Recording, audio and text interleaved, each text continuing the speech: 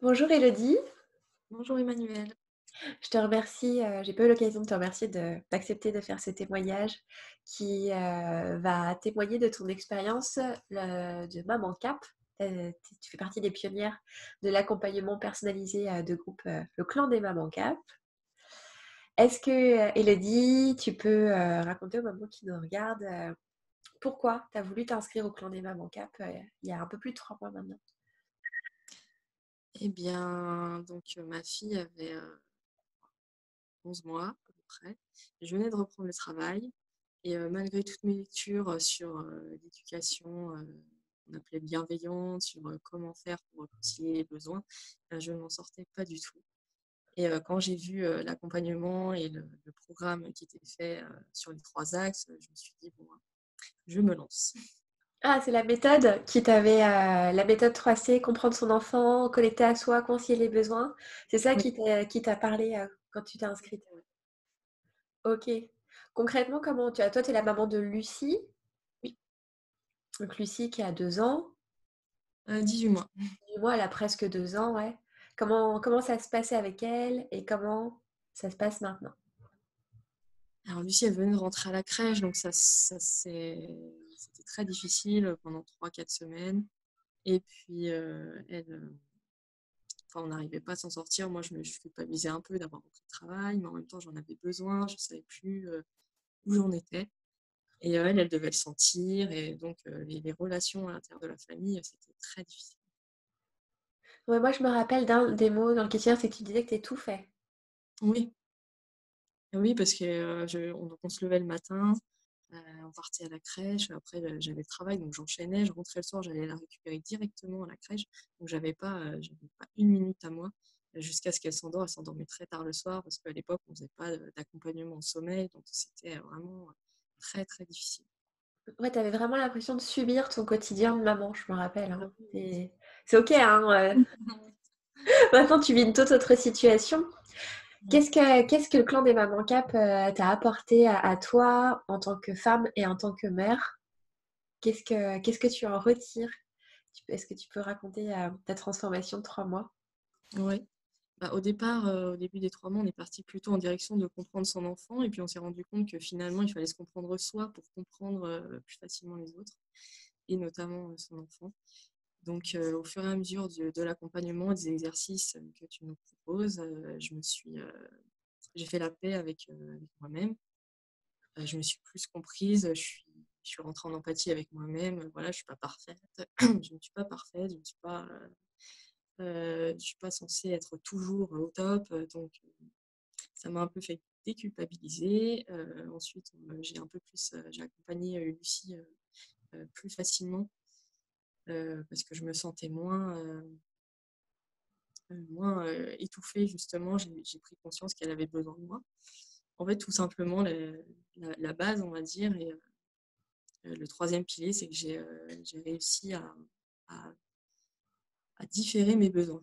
Voilà, le plus important, c'est ça pour que chacun, puisse répondre à ses besoins, donc Tout en les d'avoir, respectant. Mmh. voilà, en les respectant et ça m'a vraiment sauvé la vie.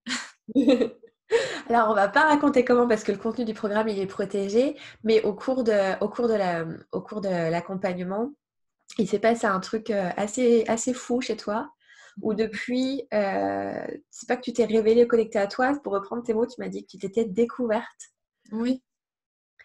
Oui, c'est-à-dire qu'au fur et à mesure des exercices, je me suis reconnectée à moi-même et à mes besoins et mes envies, mes vrais besoins et mes vraies envies, en fait. Parce qu'au départ, j'avais, des besoins qui étaient pas du tout, ce qui en fait, dans ma tête, c'était: «Il faut que je fasse ça, il faut que je fasse ça» et en fait, c'est pas du tout ce que j'avais envie de faire, au plus profond de moi-même et donc j'ai découvert tout ça et je me suis mise en responsabilité de mes besoins, de mes envies et tout ça, c'est vraiment maintenant clairement identifié et cloisonné et donc il y a plus cette confusion et donc ça va beaucoup mieux. Toi, tu rayonnes beaucoup plus, hein, par rapport, au tout début. Tu avais Ouais, beaucoup de poids sur les épaules, beaucoup de responsabilités, et en fait, là, pendant l'accompagnement, tu as tout repris, tu as tout revu.